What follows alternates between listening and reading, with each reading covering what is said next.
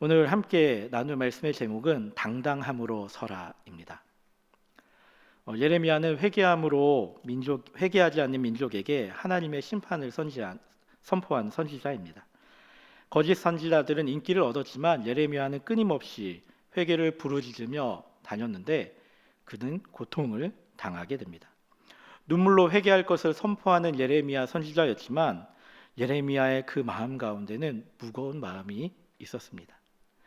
그의 눈물에는 회개하지 않는 자신의 민족을 향한 안타까움과 회개의 부르짖음에 대해 고백하는 눈물 흘린 그 회개하지 않는 유다의 백성들, 자신의 민족에게 내려질 그 심판을 보며 그들에게 회개하라고 선포하고 있었습니다. 오늘 우리가 읽은 본문의 앞에도 예레미야가 하나님 앞에 한탄하고 있습니다. 하나님, 왜 우리가 어려울 때 도우지 않으십니까? 하나님, 왜 내가 어려움 속에 있는데 하나님 도와주지 않으십니까? 거짓 선지자들은 득세하고 있는데 나는 이렇게 어려움을 당하고 있는데 하나님 뭐하고 계십니까? 오늘 본문 15절부터 17절의 내용도 하나님 앞에 호소하는 내용입니다. 하나님, 나 아시면서 왜 그러십니까? 날 박해하는 자 좀 보복해 주세요. 나로 멸망하지 않게 해주세요. 내가 부끄러움 당하고 있는데 하나님 뭐하고 계신 겁니까? 내가 주의 말씀 가운데 있으니 나를 좀 도와주세요라고 고백하고 있습니다. 우리 15절 말씀을 함께 읽어보도록 하겠습니다. 여호와여, 주께서 하시오니 원하건대 주는 나를 기억하시며 돌보시사 나를 박해하는 자에게 보복하시고 주의 오래 참으심으로 말미암아 나로 멸망하지 아니하게 하옵시며 주를 위하여 내가 부끄러움 당하는 줄을 아시옵소서. 예레미야가 이렇게 외치고 있습니다. 하나님, 나 당당하게 살아가고 있는데 왜 나를 이렇게 힘들게 합니까?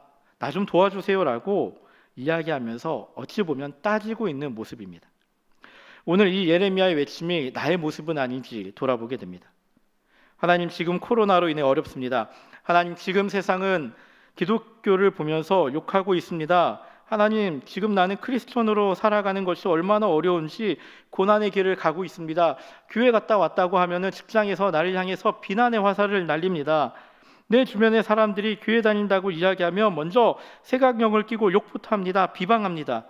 하나님, 내가 이런 어려운 상황 가운데 있는데 어떻게 이러실 수 있습니까? 우리를 도와주셔야 하지 않는 겁니까? 나를 도와주셔야 되지 않는 겁니까? 라고 따지고 있는 겁니다. 내가 하나님을 정말로 잘 섬겼는데 나한테 이러시기입니까? 지금의 현실 속에서 이러한 불평은 어찌 보면 자연스럽고 당연한 불평처럼 보이기도 합니다.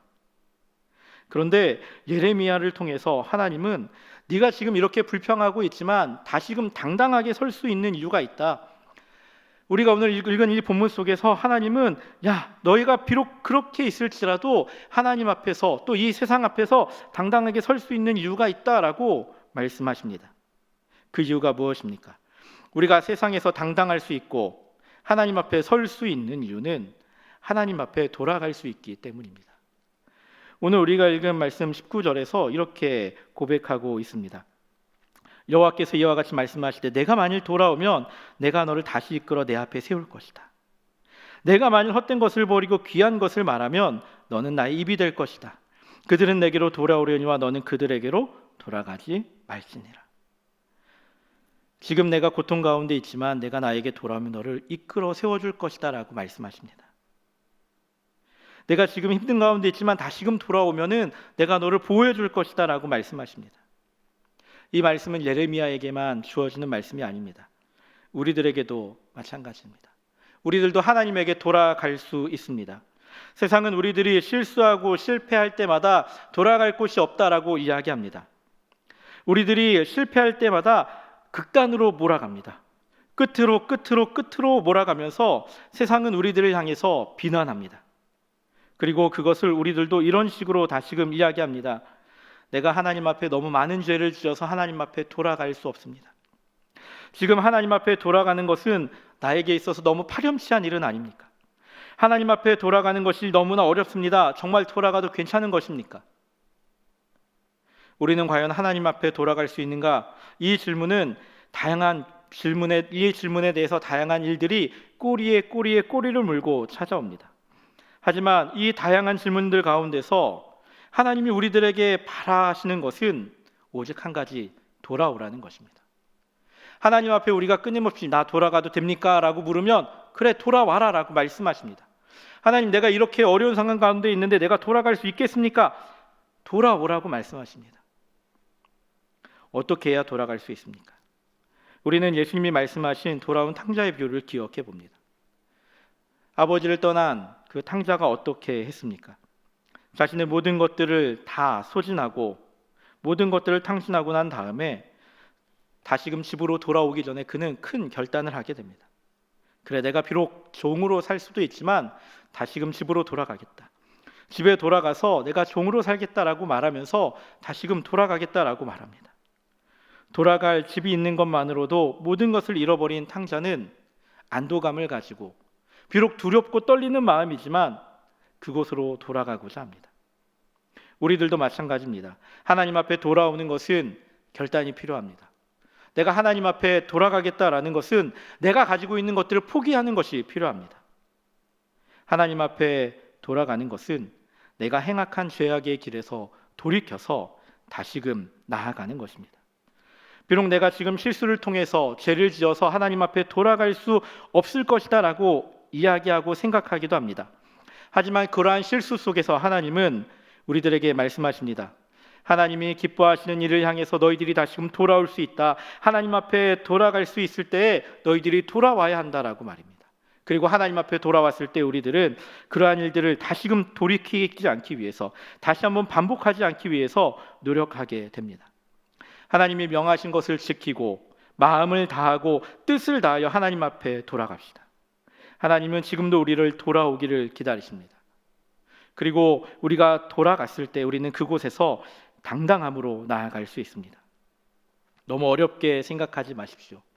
하나님 앞에 돌아가는 것 너무나 힘들게 생각하지 마십시오. 결단하고 나의 죄를 고백함으로 다시금 돌아가는 것입니다. 그리고 이렇게 돌아가는 것 하나만으로도 우리들은 이 세상에서 당당하게 설 수 있음을 기억해야 합니다. 두 번째로 우리들이 이 세상에서 당당히 설 수 있는 이유가 20절에 등장합니다. 내가 너로 이 백성 앞에 견고한 노성벽이 되게 하리니 그들이 너를 칠지라도 이기지 못할 것은 내가 너와 함께하여 너를 구하여 건짐이라 여호와의 말씀이니라. 두 번째로 우리들이 당당할 수 있는 이유, 그것은 하나님이 우리와 함께 하시기 때문입니다. 하나님이 함께 하심으로 우리들은 견고해집니다. 하나님이 함께 하심으로 그 어떤 공격도 막아낼 수 있습니다. 혹 우리가 방어할 수 없는 공격이 올지라도 그 공격에서 그들이 이기지 못하는 것은 하나님이 우리를 구하여 건지시기 때문입니다. 하나님이 함께 하심으로 우리들은 이 세상에서 당당해질 수 있는 것입니다. 이스라엘 백성들이 가나안 땅으로 들어갈 때 가장 큰 성읍이 가로막고 있었습니다. 우리가 다 알고 있는 여리고성입니다. 이 여리고성은 위치에 있던 그 장소, 구릉 아래쪽에 돌로 된 기초성벽이 있었는데 그 기초성벽이 4에서 5m의 높이를 가졌다라고 역사학자들은 이야기합니다. 그리고 그 옹벽 위로, 기초성벽 위로 폭 2m 높이 6에서 8m의 진흙벽돌로 된 성벽이 있었고, 이 진흙벽돌의 제방 위로 유사한 진흙벽돌로 된 내벽이 바깥쪽 땅에 비해서 14m나 높았다라고 말합니다. 말 그대로 성 밖에 있는 사람은 그 성 안을 들여다볼 수도 없었고 그 성의 높이 때문에 위압감을 느꼈습니다. 말 그대로 하면 절대로 무너질 수 없는 성의 모습이 바로 여리고입니다. 여리고 사람들은 이 성벽을 믿었습니다. 어떠한 적도 막아주는 단단한 성벽이었습니다. 하지만 사람의 힘으로 만든 성벽은 무너집니다. 사람이 만든 성벽은 결국은 하나님이 무너뜨리시고 맙니다. 그러나 하나님이 만드신 성벽은 더 강합니다. 하나님은 흙으로 돌로 된 성벽보다 더 강한 성벽으로 우리를 세우십니다. 견고한 놋 성벽이 될 것이랍니다. 어떠한 공격에도 당당하게 맞서 싸울 수 있게 하십니다.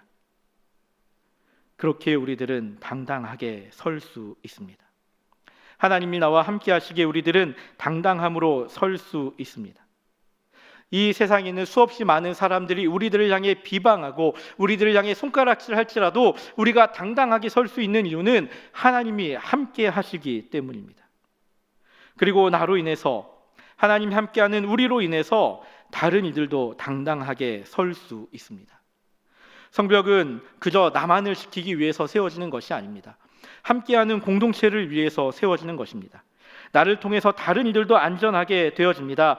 즉 하나님이 우리와 함께 하심으로 우리는 이 세상 속에서 성벽이 되어서 당당하게 설 수 있으며 다른 이들도 안전하게 지킬 수 있습니다. 그리고 그들에게 하나님이 우리를 지키고 있다라는 것에 대해 선포할 수 있습니다. 우리들이 당당할 수 있는 이유는 하나님이 우리와 함께 하시기 때문입니다. 그리고 그 하나님이 우리를 단단하게 하시고 굳건하게 하시기 때문입니다. 세 번째로 우리가 당당할 수 있는 이유는 하나님이 구원하시기 때문입니다. 하나님의 구원은 우리가 당당할 수 있는 이유입니다. 아무리 굳건한 성벽이라도 무너질 수 있습니다. 하지만 그러한 순간에 우리가 당당한 이유는 무엇입니까? 나의 힘으로는 무너질 수 있지만 하나님께서 우리를 구원하시기 때문입니다. 우리는 나의 힘으로 일하려고 할 때가 너무나 많습니다. 그리고 그 일로 인해 어려움을 당할 때도 있습니다. 우리가 굳건한 성벽처럼 서 있을지라도 그 성벽을 향해 끊임없이 공격해 올 때 우리들은 그 공격 속에서 조금씩 허물어져 갈 수도 있습니다. 조금씩 균열이 갈 수도 있습니다. 그럴 때 우리가 당당하게 설 수 있는 이유는 하나님이 우리를 구원하시기 때문입니다. 내가 비록 무너질지라도 하나님께서 나를 구원하신다라는 믿음이 있기 때문입니다. 하나님의 구원은 어떠한 어려움에서도 구하십니다. 악한 자의 손에서도 건지십니다. 죽음에서도 건지십니다. 나의 힘으로 할 수 없는 것, 나의 힘으로 해결할 수 없는 것, 그것조차도 하나님께서 건지십니다. 우리들은 어려운 일이 닥쳐왔을 때 스스로 무너져 버리기도 합니다. 자포자기하기도 하고 무엇인가 의지할 것이 없어서 스스로 무너져 버리기도 합니다.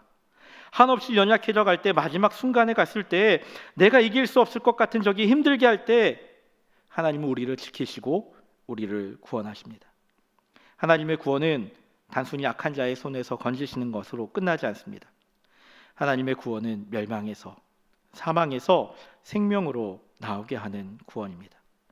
그렇게 우리들은 죽음 앞에서도 당당할 수 있고 이 세상이 주는 어려움 속에서도 당당하게 설 수 있는 것입니다.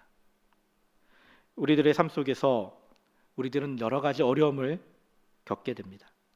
그런 상황 속에서 우리들이 당당할 수 있는 이유는 무엇입니까? 우리는 돌아갈 곳이 있습니다. 우리는 우리와 함께 하시는 분이 있음을 기억해야 합니다.